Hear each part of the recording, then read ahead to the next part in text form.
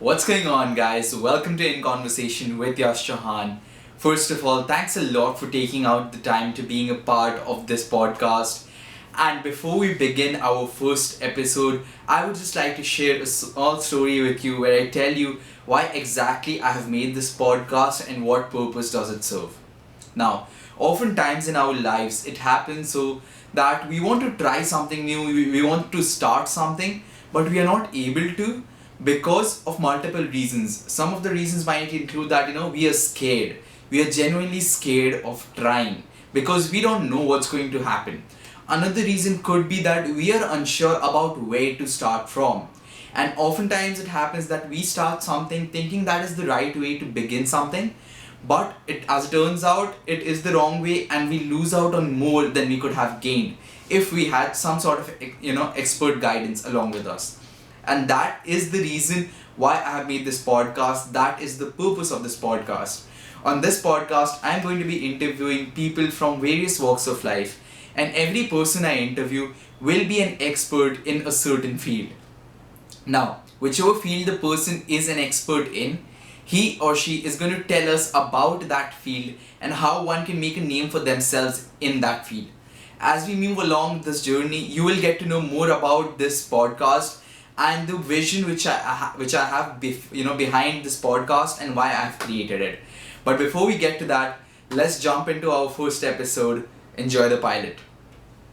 Well. So it's time for the first episode of In Conversation with Yash Chauhan. For the first episode, we have with us Mr. Animesh Bhatt. And even before I begin with anything else, let me just say that it's a huge honor to have Mr. Bhatt with us as the first guest for this podcast. Now, a bit about Mr. Bhatt's background, who he is, where he's from. He's from Vadodara, and he has been associated with great companies with the likes of the Tata company and the Times of India, Bennett Coleman for over 25 years now. Other than that, he's also a very avid speaker, and he has spoken on various forums including TEDx talks. Now, instead, like apart from this, he has also been a very enthusiastic and a very keen member of the media industry, and he knows about the basics of the media industry, which include mass media and journalism.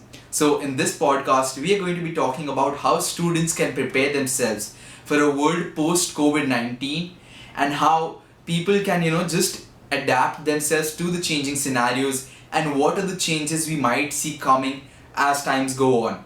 Other than that, in the second part of the podcast, which is an essential for all mass media and journalism students, we are going to be talking about how one can make a name for themselves in the mass media and the journalism field. Now, this applies to you regardless of the fact whether you want to become a news reporter or you want to become a written journalist. Anything and everything he tells us in this podcast will be essential for you. So make sure you stick along for that. Enjoy the video, enjoy the audio wherever you're listening to it, depends. And other than that, thanks a lot for taking out the time again. Enjoy the video, guys.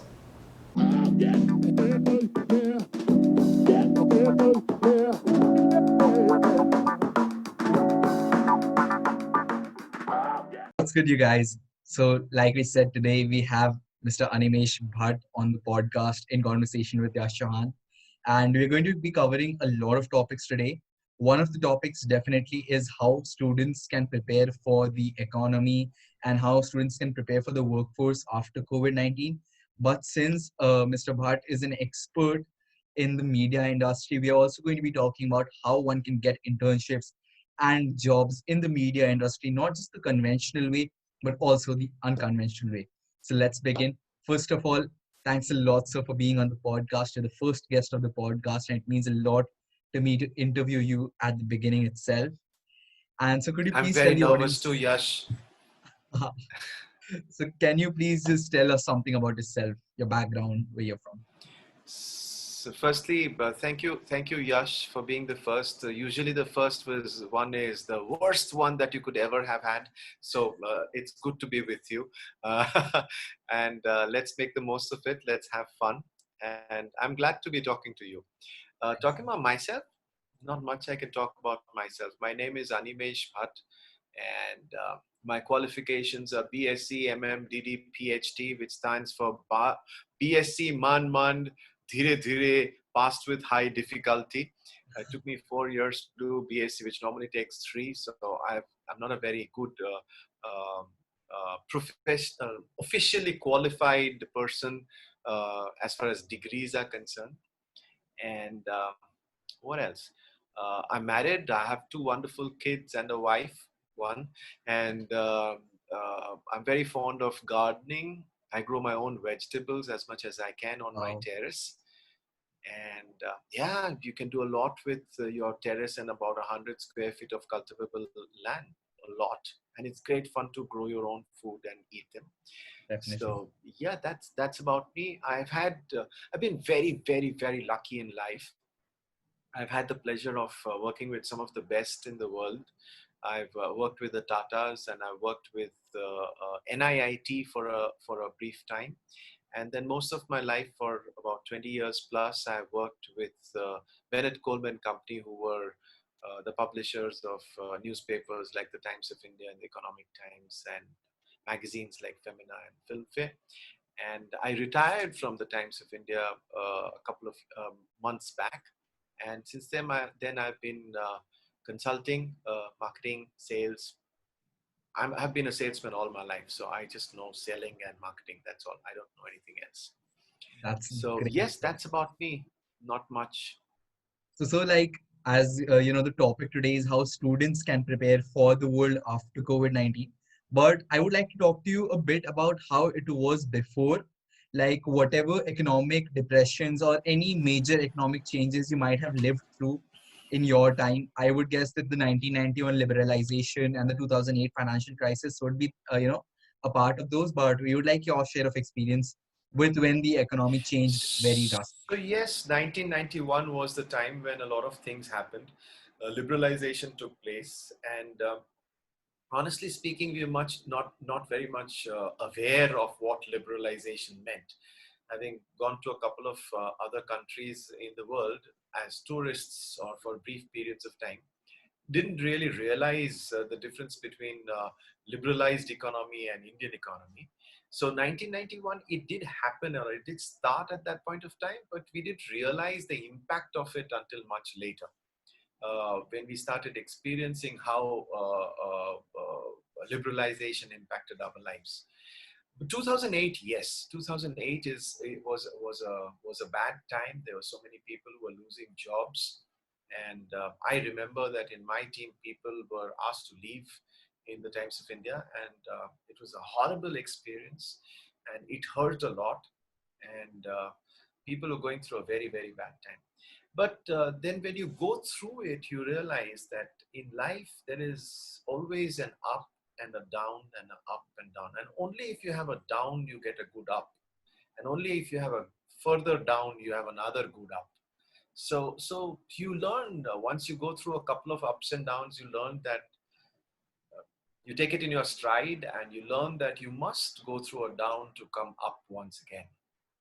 Like they So say that until there is a destruction of the current, there cannot be the new happening. The phoenix cannot rise until there is a complete destruction of the old.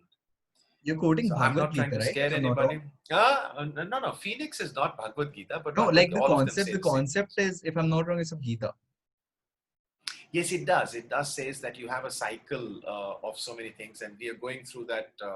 What is that? Kal Kalyug. Yug. We're going through Yeah. the Kal Yug. Okay, and in the Kal Yug, you will go through destruction, and once that destruction is complete, will arise the new and the beautiful and the fresh again. So yeah, we need to take it in our stride, and we need to move on, and we need to sleep well, and we need to try and be healthy mentally, physically, emotionally, mentally, and don't take stress. That's about it. So basically, what you're trying That's to my say is, learning through 2008. okay, so what you're saying is that so it's kind of a wave, and it's all about riding the wave up onwards, like as it goes high once again.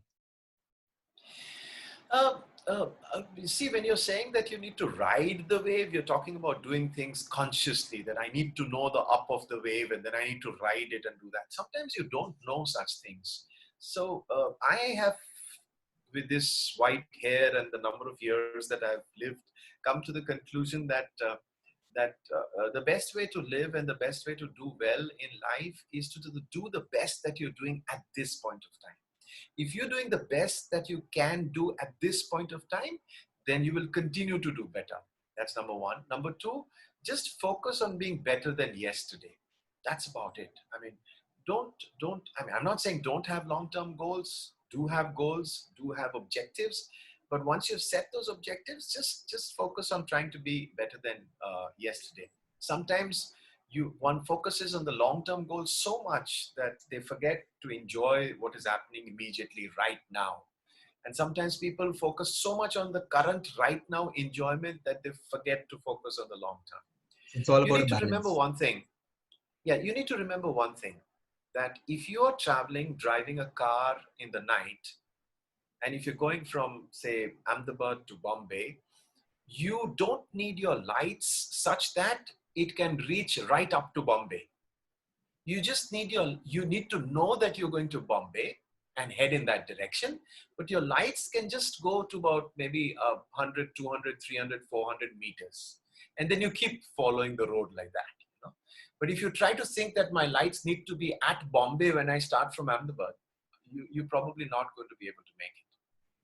So looking a little bit further and keep going in the right direction is what matters. And that's fun. That's how one should live. I think that's fun. We get too bogged down by too much of looking into the future, or too bogged down by too much looking at the current right now. And that screws up people's lives. That So makes have perfect fun, sense, sir. enjoy what you're doing. Have fun, enjoy what you're doing, live in the now, because that's the only place where you can live. You can't live in the past, you can't live in the future. You have to live in the present. That's the only place to live. So enjoy yourself. Very, very important to enjoy. One life you have. You must enjoy yourself. You must enjoy everything that you're doing. You must laugh. You must respect others. You must be very, very grateful for the life you have, the food on your table, everything. I guess I'm getting old. Yeah, tell me. Definitely, sir. Like, I don't know if you've heard this theory or not, but recently scientists in, I guess, Hungary came up with a theory that the chance of being born a human is 300 trillion to 1. So that in Oh my itself God. tells us what kind of a privilege we have just being humans. Right. That's something I came across, which was very interesting. But sir, now moving onwards, I would like to ask you that since you have lived through an economic depression, and many people are predicting that even after COVID-19, the pandemic is over, there is going to be a huge economic depression. So, A, how can the people who are already in the industry prepare themselves for that? And B, the students, maybe the people who are passing out this year, or the people who are going to pass out in a couple of years, how should they prepare for that? I don't know whether it is possible to give advice on how to prepare, because I don't think anybody who is alive right now has ever gone through an experience like this before. That's number one. And number two, even if you're talking about the 1918 pandemic that happened, at that point of time, the world was very, very different from what it is today. So even if there was somebody alive or somebody has documented what was happened over there and how to live through a pandemic, if we were to talk about that experience, I don't think that experience becomes very valid today. So I don't know whether anybody can give an advice on how to live through it and what to do. However, from whenever you look at the ups and downs, it's always seen that you have some major startups and major revolutionary things happening whenever such depressions take place, and when everybody is down, there's somebody who comes up with an idea, somebody who comes up with something, and it changes the world from where it is. Okay. And I'm not saying that everybody can come up with all of these things, but it is a good idea to keep your eyes and ears open. I would very strongly recommend to everybody that be good at whatever you are. Okay, whatever your knowledge, whatever your expertise, or whatever you enjoy doing, be good at it. Be very, very good at it, and keep your eyes and ears open.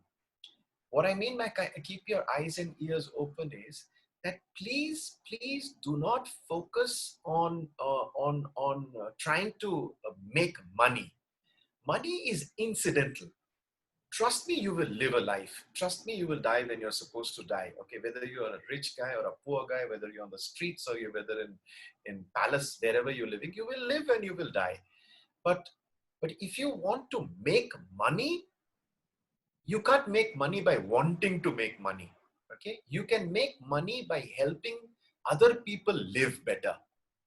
If you are going to give me something of value, which is going to add value to my life and which is going to make my life better, then I'm willing to pay for it. So don't focus on trying to make money. Focus on trying to create value. Focus on trying to help people live their life better. If you can do that, then there'll be people who will be willing to pay you money for it. And then you'll make tons of money. But if you focus on Understood. making money, you will not focus on creating value. You know, a lot of people are making this mistake of constantly talking about how do I make money? By creating value. But how do I create value? You will not create value as long as you're thinking of making money. So focus on creating value. Only if I can add value to your life will you talk to me. Only if every time I talk to you, if I can add some value to your life, will you talk to me. Otherwise, when I call you, you will say you're busy. Otherwise, you'll call you, I don't want to talk to you. If you keep telling me the same thing again and again, I'm not interested in talking to you. So what is it that you're doing to add value to people's lives? Once you can find that out and find that solution, and every skill and every permutation combination of skill can add value. So whatever skill and permutation combination of skill that you have is unique only to you. I mean, just imagine if there are 10 books and the same 10 books are given to 10 people of the same age from the same school and same class, They would and they're perceive put it in 10 differently. different rooms. Yeah, and then told that you finish these books in 10 days and come back. They would read it in a different sequence. They'll probably remember different things, and they'll probably learn different things from the same 10 books. So the combination that you have, that you are, is unique. So keep your eyes and ears open and try to see that with your skill sets that you have, the knowledge that you have, the experience that you have, what is it that you can do to help this world to be a better place, to help the humans to live a better life, to help anybody to do better than what they're doing right now. How can you help to solve a problem? How can you help to make another life more convenient, more easy, more comfortable? If you can do all of those things, people will pay you for it. If you just do the routine things that everybody does, then there's a price tag and MRP. Hmm. As long as you rent out your time, you can never be rich. Makes sense, sir. So, there was another thing, When you like you start, mentioned. dishing out your brains, that's when you can create value. As long as you're just renting out the time that you have, you can't make much money. And so, with regard to what you said that, people like often in a time of downfall, there's one person who comes out with an idea of something he really loves. So, what is the importance of following one's passion? Like, most of the parents right now, if like of the younger kids, the kids who are in school, most of the parents are like, "कि abhi padhai pe dhyan do," because right now it's very important. The economy has crashed. It's going to be very competitive. So, many parents are urging that follow the traditional path, focus on your studies of your school, make sure you score good marks. And whereas what many of the, successful people, you and many other people have heard, what they are saying is that this is the time to 10x on your passions, on the things you love to do. So which way should it be? Should people follow the conventional path because, it's a very, uncertain time right now, or should people triple down on their passions and make sure that's the way they go? Do you know your passion? If Yes, you sir. do know your passion, 10x it. Uh, I would think, that 99.99% of the people don't know their passions. I don't know my passion. I still don't really know my passion. I think I'm passionate about something, but I really don't know whether that is my passion for sure. What would that be? Okay. So, sorry, Studying. what did you ask me? What would that passion be of yours? You said that I'm not sure, but I Of like to mine? think. Okay.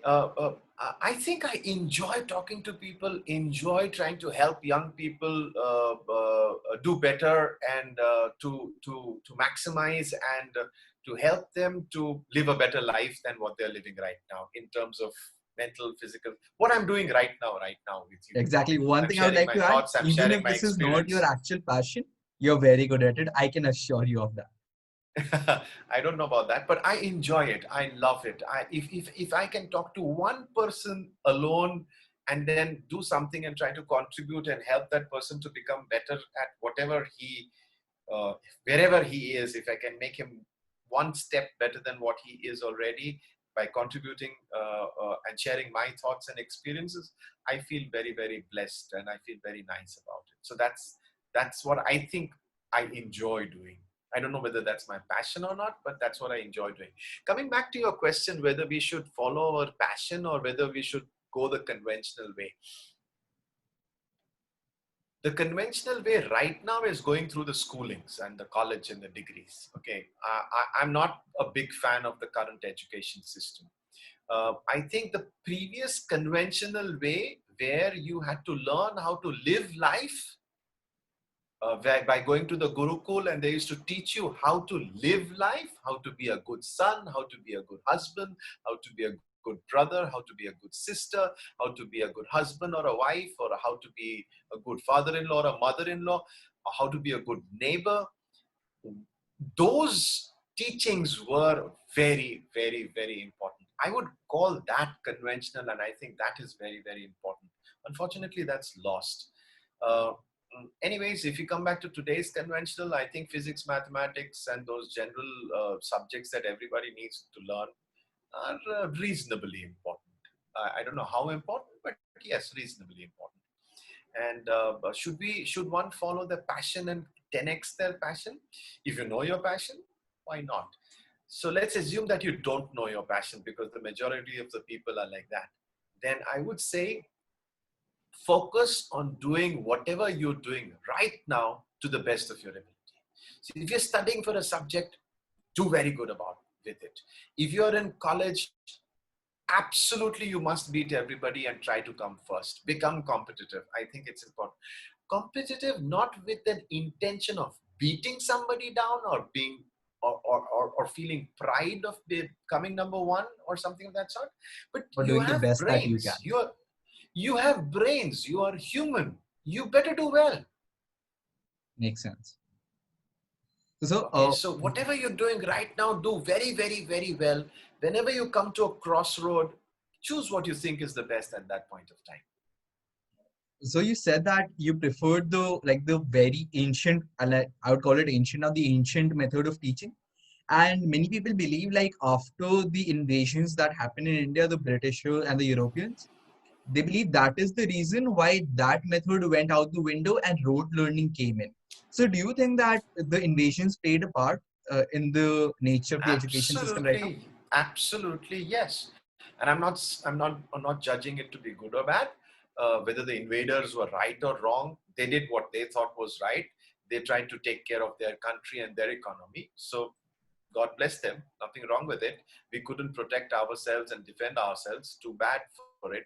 But I feel that one way to destroy a country is by destroying their education system. And I think we had a very, very, very good education system of teaching people or helping people learn how to live a good, happy life. And I'm not saying the current education is not valuable, but I think the previous methods of educating people on how to live good life was way more valuable. See, look at this COVID situation when you and I and all of us were at home for 60, 70 days. We've not done any shopping. We've not really gone out to eat. We've done the jharu pota and the bartan all by ourselves. I just We've did made the our own utensils before the tea. call. Yeah, so we made our own tea, and we helped to cook. And we realized that, yes, our AC electricity bills went up a little bit, but other than that, our expenses have really come down. We've spent so much good quality time with our family, and we realized that it's not too difficult to just live and to live a good life. I mean, for 60 days, I didn't fill up my petrol in my car. Or, I mean, You would have what, saved I a lot mean, of cash over there then. otherwise, I mean, every other week we go out and we buy, or we just sitting like that doing nothing, Amazon or Flipkart or something, and we buy something. I mean, we don't need to buy so much. It's consumerism is a little too much in my opinion. I think we need to settle down, take off the foot from the pedal, the accelerator, and and and chill and relax. Slow down. I think we need to learn to slow down. Makes sense, sir. When you're talking about passion and following the passion, it all implies work, it all implies wealth, it all implies money. Work is important, wealth is important, money is important. It's not as important as we all make it out to be. Makes sense. Family is important, friends is important, relatives are important, neighbors are important. To have a lot of people to love is important. To have a lot of people love you is important. I think we shouldn't sacrifice that just because of the crazy imagination of or passion of making a lot of money and wealth and forgetting everything. No, I think that would be very sad. I don't think humans were made with the purpose of making a lot of money. I don't think our purpose in life is to just follow our passion to make a lot of money. No, I don't think so. And so one more question following up the last question. You said that a lot of people are getting a lot of family time to spend with their families. And this connects to my passion question, where there are many teenagers who complain that, not just teenagers, like many, people in their 20s as well, they complain that, their parents or their family does not understand their passion or what they really want to do. And there are many clashes in the family. I personally know a couple of friends who want to be musicians, but their families are not allowing it. So they're fighting with their families. And I've heard, like, so I was also like reading about this, like what one should do in a situation like this. So I came across this piece of advice which sounded reasonably good to me.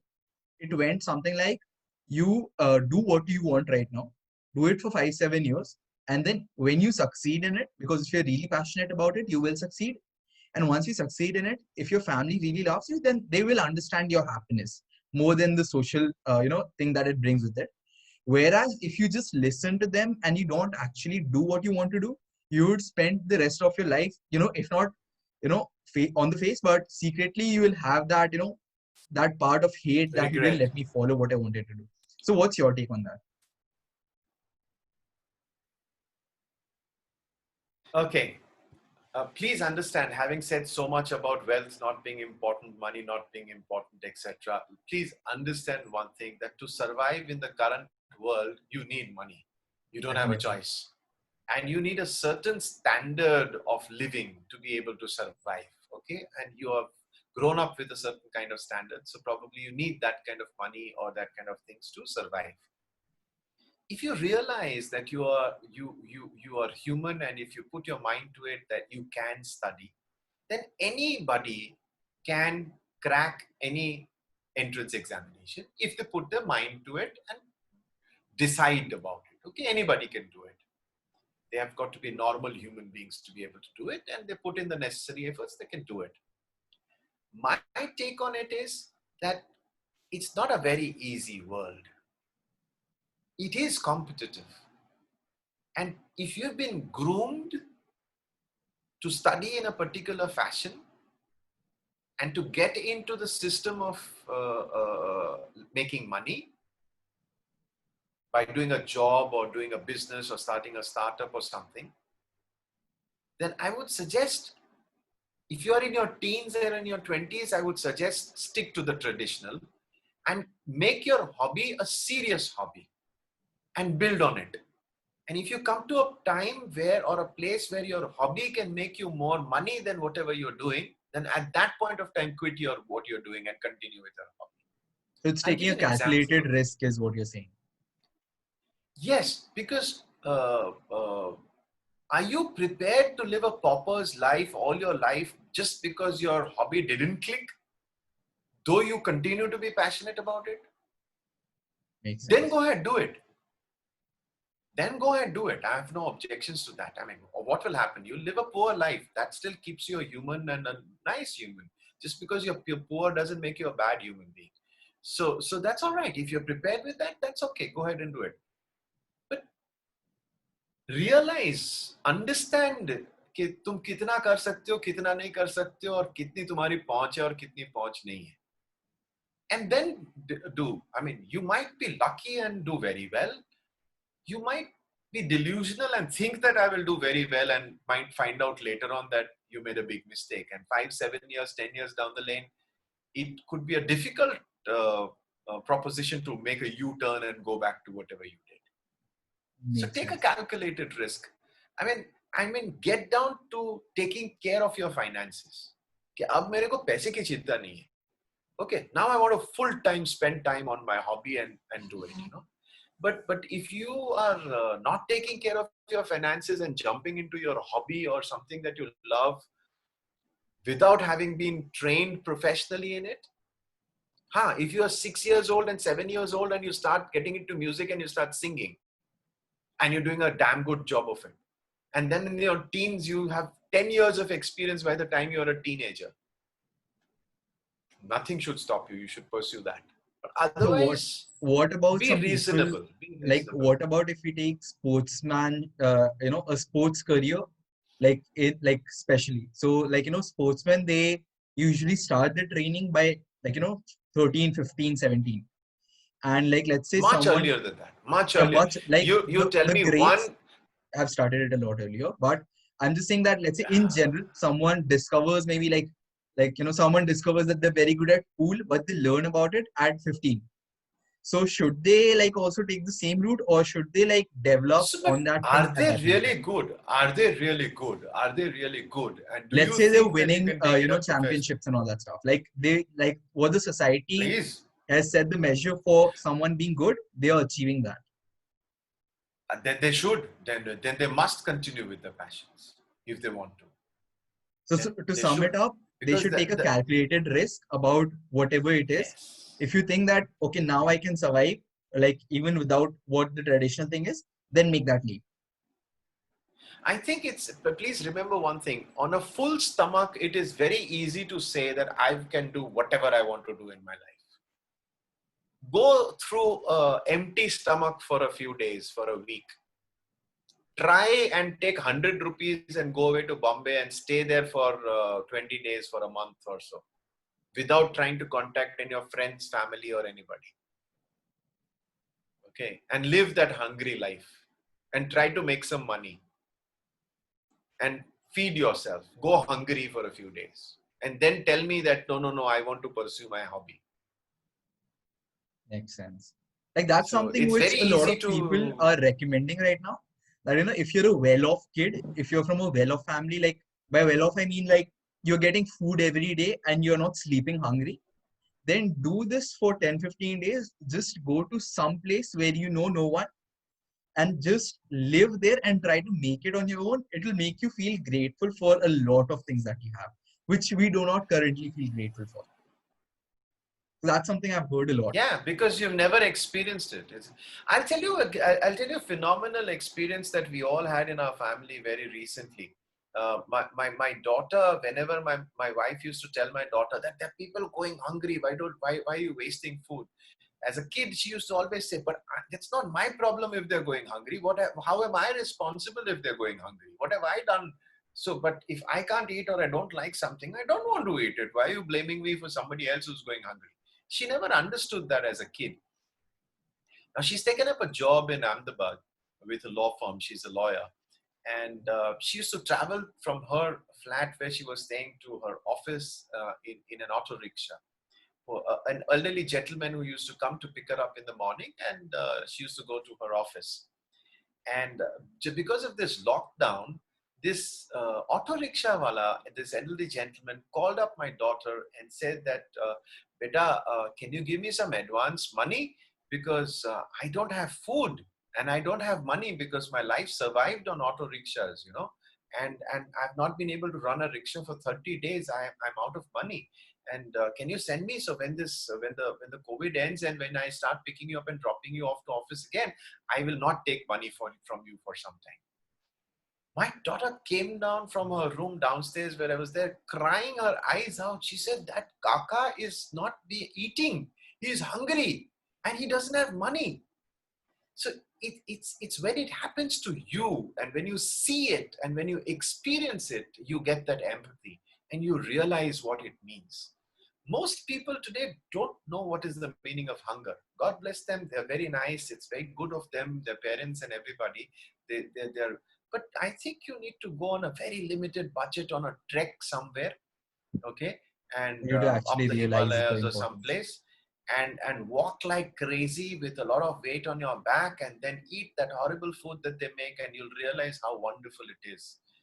Okay, or not have food for a few days and realize what it means to be hungry.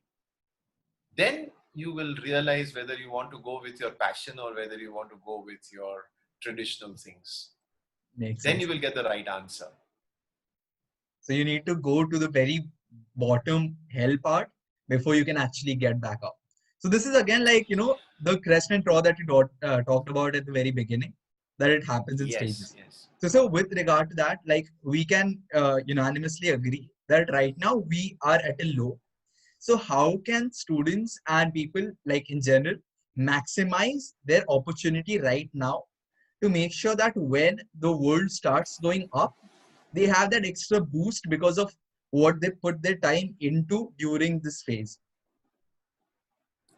So you have two options. One is, if you have graduated right now, you sit down in a corner and cry because you don't have a job. The other alternative is that you don't have a job, you have lots of time in your hand, and you have an internet connection that your father provides you with, and you've got a laptop and you've got a phone. Okay, so learn whatever you can, gather as many skills as you can, read as much as you can, run as much as you can, become healthy as much as you can, connect with all your friends as much as you can, do whatever you can as much as you can. Okay, don't go to sleep all the time and become lazy and say, oh, there is no job, I have no opportunities, I can't do anything.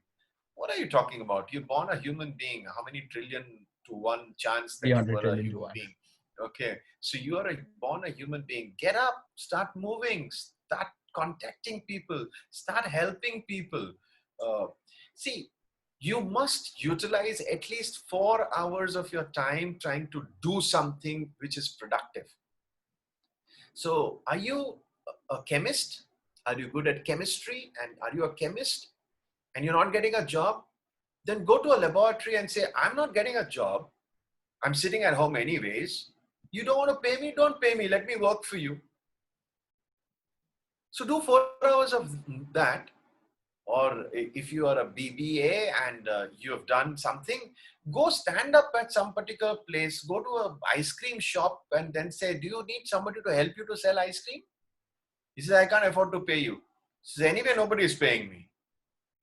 So do it. Do something.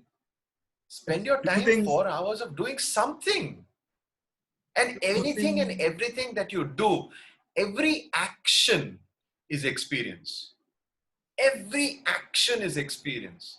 The only way you can learn or achieve something in life is by action, not by thinking.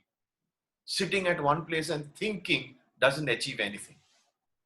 So what you're So saying is go that we should act, do maximize something. on our opportunity that we have by learning new things and getting as much experience as we can. So make the most of whatever is available. Right now, if you don't have a job, you have time. If you have time, go do something. You'll never have this time again. So go do something. If you're good at something, go and give that expertise of yours to somebody. If you think you're good at selling, if you're good at talking, if you think you're good at mathematics, then go bring up a neighbor's child and teach them mathematics. Get the whole neighborhood children together and teach them music if you're good at music. Do Makes sense. something. If you So, don't do anything, you'll never reach anywhere. so with regard to that, there are a couple of things I would like to point out. The first thing is that I don't, with all due respect to the people who follow that, way, but I believe that in my generation, slouching and just sitting around doing nothing has become, kind of romanticized over time. Like Netflix and chill, I totally agree that you should, relax for some time. But the way I'm seeing it become romanticized, that it's actually becoming a trend that people who work are often pressured कि भाई इतना क्यों काम कर रहा है, chill कर, बैठ जा थोड़ा देर, just relax, don't work. Like that's something I have also faced personally. So that was one point I wanted to make. And the second thing about the part where you said that people should work for free, that's something I did initially when I started out in content writing. But there are many people who feel कि यार free में थोड़ी काम करेंगे. And there are people who actually need to sacrifice something even if they want to work for free. Right now the situation is different, but like during the normal times, it often so happens that if you want to get into a company, what I recommend my my friends and my followers is that do one thing: go to whichever company you want to work for, tell them I'll work for you for free, don't pay me anything, just let me work with you, I just want to get the experience. So what do you think about that? Like, is that something people should do, or is that something which should Okay, rather not be done? so my point is, should you work for free? So my first answer is absolutely no. You should not work for free. Okay. Having said that, the next point is, why should people pay you? People will pay you if they see value in you. So have you proved your capabilities? Yes, then you should not work for free. But has your proof of capabilities been established? Yes, then you should not work for free.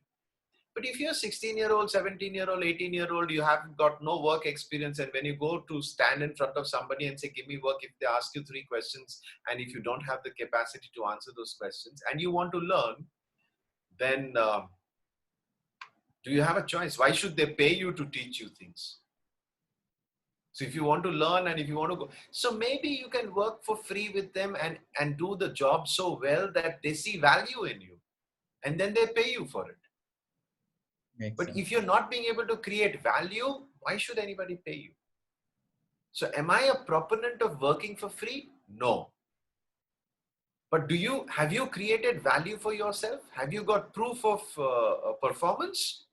If you have proof of performance, you should charge. If you don't have proof of performance and you have not proved your capability, you don't have a choice. So You will there's have one to work for last free. okay. So there's one last thing that I want to ask you with the context of today's environment, and then we'll shift over to the discussion about how to get in the media industry. So the last question for this side of the interview is that many people face the problem that, let's say you start out in a company as a content writer and you are a total newbie to the game.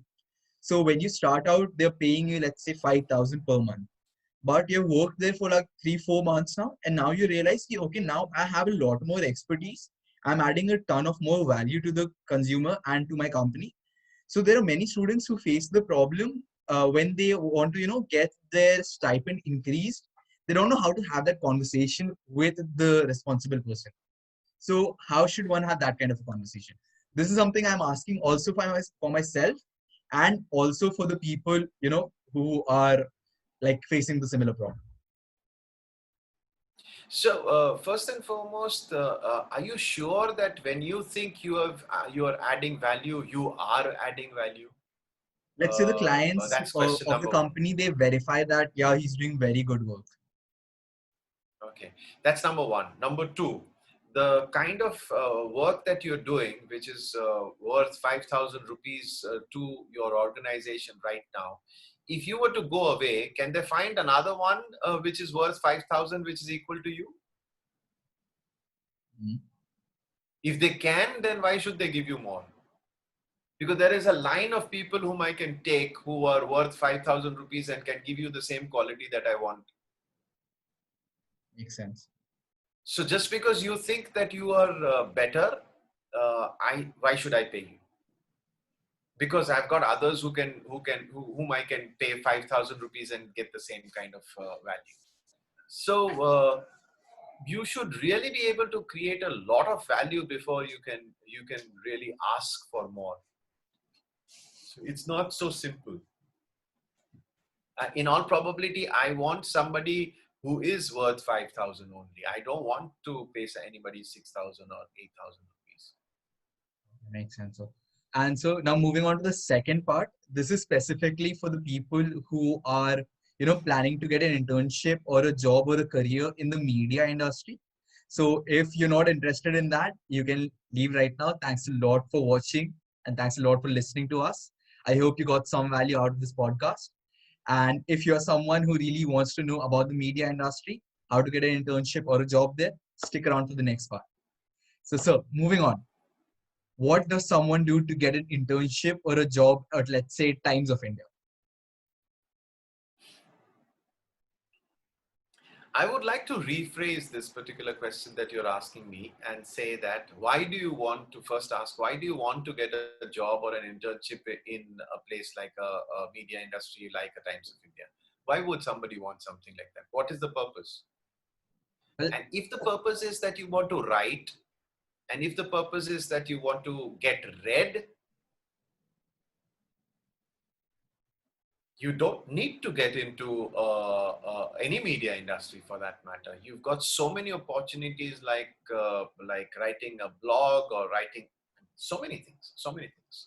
So this particular thought of wanting to get into Times of India and making a big thing out of it was very true once upon a time. Maybe 10 years back, 15 years back, or 20 years back. In today's world, why are you making it such a big thing? And is it because you want to write? Then becoming a journalist for a newspaper sounds very glamorous, but it isn't a very easy job because you're told what to write. It's not you write whatever you feel like writing. And most people want to become a journalist because they think that I'm very good at writing, so I want to write. Like somebody told me the other day, I want to become an architect. I said, why? Because I'm very good at drawing. It's like I say, I want to become Shakespeare because I know how to speak English very well. Doesn't work that way. That doesn't work that way. So what I would suggest is the moment you think you want to start writing so that you can get read, start writing and start publishing in blogs of so many places that you can write. Okay. And then if you're really good, you will have these media houses coming to you and asking you to come and write for them. Makes sense. Okay, but still, let me answer this question about how does one get an internship with the Times of India. Very difficult, very, very difficult. Because if you were to get into the editorial department, how many people are going to make you write over there? Very few. They might ask you to do research, but they will not let you write because you can't afford. There's no time. There are so many deadlines that there's no time. So maybe you learn how to do research very well if you get into the editorial department. If you get into the response department, which is to do with advertising and getting advertisement into your media vehicles, it takes about 2, 3, 4 months to understand how to sell. And if you have time only to do 1 month of internship, doesn't make sense because the gestation period is 2, 3 months. So to get an internship over there in 1 month, you will hardly understand anything to be able to do anything. So doesn't make sense to do it over there also. So maybe the only thing that you can do internship with Times of India in sales would be to get into the circulation department, go door to door and start trying to sell magazines or newspaper subscriptions. Is that your intent? Then that's a good place to go to. Makes sense. And so one more thing, like let's say the student has made sure ki, okay, I want to get into the media industry, not just because I want to get as a read, but I have a passion for journalism. So which path is the best path to take? Like you being the expert in the field, I guess you would be able to best answer this question. The day you realize this, The day you realize this, chances are that you're in 12th standard or first year college or something like that.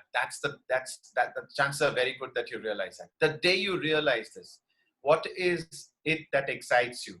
Books, review books, start writing blogs. Do you like to travel? Go around places around your city or wherever you're living. Go and review those places, take photographs and start posting them. Food, start reviewing food and start blogging on food and talking about food. Clothing, start talking to your friends and taking photographs of the kind of clothes that they're wearing and talk about the designs and all those kind of things. Start the moment you realize. You will create a beautiful blog, you will create followers, you will have a lot of people who will be watching that. And then with that portfolio, you go to a media house and say, this is who I am. I've been doing this from so many years, and this is what I'm good at. You'll be lapped up. You So will be given a it's job about like developing the this. credibility. It's about developing your credibility. Everybody is talking about proof of performance. Everybody is talking about proof of performance. And you've got kids with technology. You've got kids who are 17, 18, 19-year-olds who are doing a phenomenal job. They've got followers. They've got blogs. They're writing so well. Photography is so good. Everything's so good.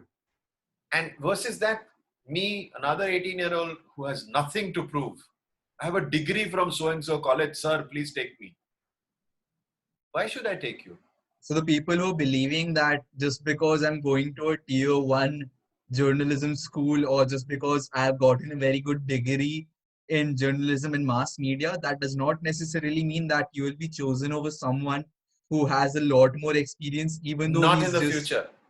huh? Not in the future. No, not in the future. How far is this Not in the future future. like that we're talking about right now? Okay, so in 2019, I was talking, and I think when I came to your college also, I was telling people that 5 years from now, technology is going to take over. 7 years, and I used to say 5 and 7 years because if I said less than that, nobody would believe me. I did not predict the COVID. I'm not saying that I predicted the COVID, but this Corona has changed the world so rapidly. Technology has changed things so much that I think in the next 3-4 years, the world is going to be very, very, very different from what it is right now. Because like we can see the It's going changes to, like on in the so-called normal world that we used to live in. If I ever wanted to interview you, I either have to drive down to Vadodara or I would have to wait for an opportunity where you would come to Ahmedabad. But right now I'm almost 1,000 kilometers away and we are using an interface which was not known to many before this. Like not many people knew about Zoom, like let's say at the start of 2020 even. yes, That's so definitely there. there's a phenomenal change that is expected, and please be prepared for it. Please keep your eyes and ears open. Please improve on your skill sets because I don't know, I have no idea, but I think a lot of jobs are going to become redundant. A lot of things that people are taking for granted is not going to remain. I mean, restaurants have not opened right now. People are not going to restaurants. I'm scared of going to a restaurant. I'm scared of Definitely. going to a mall. Uh, Things will come back to normal. I'm sure, but it's going to change the world. It's going to change the world. That's for sure. Technology is going to take over the way that we could never have imagined. So one last question regarding the media industry, and after that, I have one final question for the day. And the one last question I would like to ask you about the media industry is that let's say someone, he or she is facing the problems. Like we often hear the part that there are girls who are not able to, succeed in the media industry just because of the way the system is that men are considered to be better anchors just because of the voice or just because of the personality they carry with them. So, what advice would you give to girls who would want to succeed, but they're facing that situation in real time? Men are better because their voice is better Like that's in something the I've heard a television lot that, industry. the main anchors for all the TV shows, like the primetime anchors, most of them, for a fact, even I've seen most of the primetime anchors are male. So we have been a male dominated society in this world for a very, very long time. There's no disputing that. And there are Definitely. various reasons for that. I'm not saying whether the reasons are right or wrong, but there have been various reasons for it. But I think that is already changing. I mean, look at the film industry. You couldn't have a successful film without having a male hero. I mean, not a hero, a male-dominated movie. But that's changing now. You are having female-dominating movies which are doing very, very well. So, I don't know if you saw see, Sandkia, but that was a very good movie, which was like, female dominated. Like, have you seen that movie, sir? Sandkia? no, no, I haven't. You should see it. It's very good. Okay, okay. Is it available on Netflix? It's on Prime. Okay, Prime. So maybe I will just have a few hours of doing nothing and watch Prime, and chill, as you said sometime back. Yes, sir. So, historically speaking, I've said this before, let me say it again. Historically speaking, this world was dominated, wealth and power used to happen by people because of the muscle that you had. So if you were powerful as far as the muscle is concerned, then you were powerful and you were wealthy. So you had bigger farms, you had more animals, and the men were dominating because undoubtedly men had more muscle. Okay, so they were more powerful, and that's where the wealth and the domination took place. In the current world, it is not the muscle, but it is the brain which makes the person powerful and wealthy. And in this department, men and women are the same. So I therefore, would rather argue that women are better. well, I'm sure you'll have a lot of women feeling happy about it and like you more because of that. But I would rather that they are equal. In different ways, but they're equal. I don't think Like in some anybody is categories, like more I equal read than some the other. research papers which said that when it comes to logical decisions, women are more logical and they go for, the safer and the more like subtle decision, whereas men would take a riskier thing. And I can actually relate to that within the decisions my peers make, like in day-to-day life, like just the decisions we make. Like the girls in my class, they make a lot more safer and like sound decisions, whereas the boys they make decisions like rats. Like we would So literally so it's decide to so just bunk a that's that's class. that's that's that's normal. That's normal because men are logical, women are emotional. That's the way they're supposed to be. Nothing right or wrong about it. But men were the people who used to go out into the jungles to kill an animal and get it. And if they did not take risks, then they would not be able to succeed. Okay, that's how men were, and that's how men genetically became over a period of time. Where the women stayed back outside their caves, trying to protect all the children.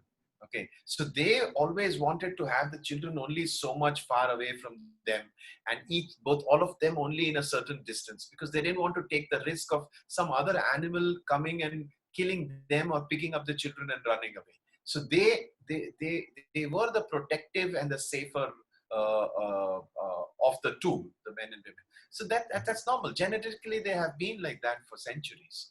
So that's normal. But as far as the brain is concerned, it doesn't make one better than the other or superior than the other. But if you realize that women have seriously started educating themselves just a couple of generations. If you go, your mother may be very, very, very well educated, but maybe your grandmother was educated. But if you go to your great grandmother, then probably they never went to a school. So it's just a couple of generations that this has happened. Whereas your grandfather would have been educated and studied, or great grandfather would have been also educated and studied in the olden ways. So give it another generation, and at most, I think, at most, give it another generation. Your generation itself, you'll find that there is a lot of equality, and this in the journalism department or any department, you will find that there'll be more and more people who are equal. It doesn't matter whether you're a man or a woman. That's great news, sir. So now let's move on to the last segment of the podcast. So lastly, I was just going to ask you one question and end it off. But with the recent developments that have been happening in the last couple of days, I wanted to bring into the picture the case of mental health and like how students, especially because, like I said, the society judges the students who are not good at studies or who take an unconventional path. They are judged a lot by society and maybe also by their family. So how should students avoid that judgment, or they can't avoid it, but how should they not let that judgment affect them? And B, is there any way to, make that judgment go away per se? So, number one, you can never stop other people from judging you. So it's not in your control. So if you have your friends and your colleagues and young people, students that you're talking about, saying that how do I stop people from judging me about what I'm doing, and it's my wish, whatever I want to do, I should be able to do it. People will judge you. So don't even try to stop people from judging you. That's number one. Number two, how do I not get affected by it? Again, that's not possible. You will get affected by it, because these people who are judging you are probably your parents or your family or your friends or your relatives or your neighbors, who do matter. And if those people are judging you and passing a verdict that you are doing the right thing or the wrong thing, it will get impacted. It will impact your life. So what is the solution? You're saying, oh, don't ignore all of these things. Follow your passion. Do whatever you feel like doing. Is that right? There's no correct answer for this. But let me try and give you a perspective. Yes, try and give you a perspective. What makes a good king or an emperor?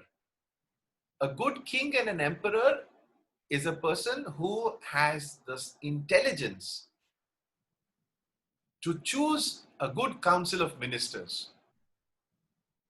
Okay? A good king or an emperor is a person who is keeping his citizens happy by taking the right decisions in his life to keep the citizens happy. So he chooses his ministers wisely. He need not be a very wise man. He need not be a very intelligent man. The basic intelligence and that he needs is to be able to choose his ministers wisely, who are again having connects with the rest of the citizens. And what does he do with his ministers? He asks for advice. He is the king or the emperor. He has the right to veto and not agree with any of them. But he doesn't have the right to go against the minister's wishes.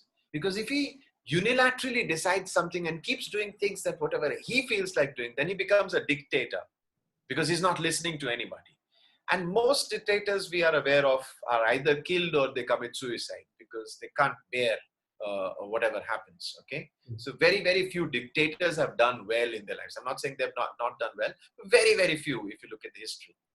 So the kings need to have a good council of ministers. So who is the king or the emperor of your life? You are the king and the emperor of your life. So for every decision, major decision that you take, do you have one or two or three or five people who know you well and you know well, who you talk to and ask for advice? And if the majority say that this is the right thing for you to do, then you do it. And if the majority are saying that this is not the right thing for you to do, then you should seriously consider not doing it. But if you keep going against everybody else's wishes and keep doing whatever you feel like doing, then you're becoming a dictator. And when you become a dictator, there will be other people who will point fingers and say that you're doing something wrong, and they will judge you. And you will get affected. And if you get affected, you will either commit suicide or you will be murdered. So it's very, very, this is an exaggeration, but it is very, very important that you have a good council of ministers, your parents, your uncle, your auntie, your teacher, somebody who knows you well, your neighbors, I don't know, you choose. You're the king. You are allowed to choose your council of ministers, but you're not allowed to keep changing them very frequently because they don't agree with you. So you're allowed to do that. So do that and then take their advice and listen to them. And don't become a dictator. You can't go like wrong. When a child is born, and as they grow up, the first council of ministers they get is their own family. And like you said that, you should listen to your council of ministers. And in a family, let's say you have your grandparents, you have your parents, you have your masa masi, you have your chacha chachi and all that stuff. That's right. But let's say So that's a generation, at least one generation behind you. So let's say there's someone who wants to be maybe a YouTuber, or maybe he wants to be a blogger, or maybe he wants to be a social media influencer. So if someone wants to be something of that sort, which is not really present in the generation prior to ours, so should they like consider changing the council, because those people do not essentially know exactly what that is, so they won't be able to advise the best on that matter. Yes, why not? Why not? Yes, of course you should. You So should like develop and you should have your own council of ministers. so like Yes. there are those people who are very reluctant to go against the wishes of their parents. So what would you like to say to those people? Good. More power to you. I'm sure your parents are the bestest well wishers of yours. And whatever advice they give you and whatever they wish for you from their experience is the best that they're giving. And you can never doubt your parents wishing well for you and blessing you to do the best that they think. And they're the people who know you from the very beginning. So I'm not saying they're always right, but more often than not, they are. Makes sense, sir. So the last question for the podcast that I would like to ask you is that if you were to just miraculously turn my age, you were to turn 18, 19 years. So what advice would you give to your 18, 19-year-old self who was living I in a time think like right uh, now? I think I would have paid more attention to my education. I think I Education would as in have the spent formal more, education? yes, formal education. I think I would have spent more time reading books. I think I would have balanced out and did a little bit less dhamal and masti than what I did. Makes Okay, sense. no regrets. No regrets. Whatever I did, I had a great time. But I think I would have spent more time studying a little bit better, paying more attention to education, and spending more time with family and reading more books. And yeah, I should have. I think I would have balanced out a little bit. I had too much of dhamal masti in my life and too little of from good education and all this kind of. I think I would bring it up like that. So that's the only thing that I would change from my school time onwards. Yes. Okay, makes sense. Thanks a lot, sir, for your time and for your presence on this podcast. That means a lot. For the viewers, I really hope that you got something or the other. There were a lot of things that were discussed during the length of this podcast. And I'm pretty sure you found something or the other valuable.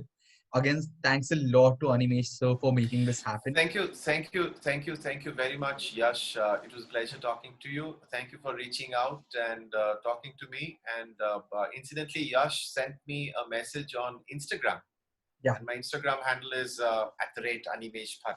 I'll link it down in the And description. yeah, please do that. And we connected, and here we are.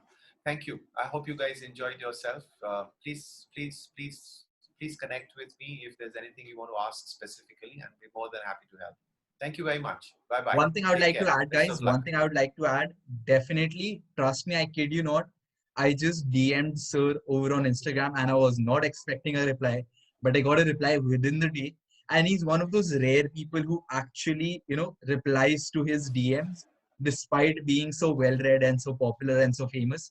So if you have any problem, you can rest assured you can DM him. I'll link his Insta down in the description. So make sure you give it a look. And that's it for today. Thanks a lot, sir. Thanks a lot, everyone, Thank for you very listening. much. Bye bye. Take care. Best of Bye. luck. God Till next bless you. time.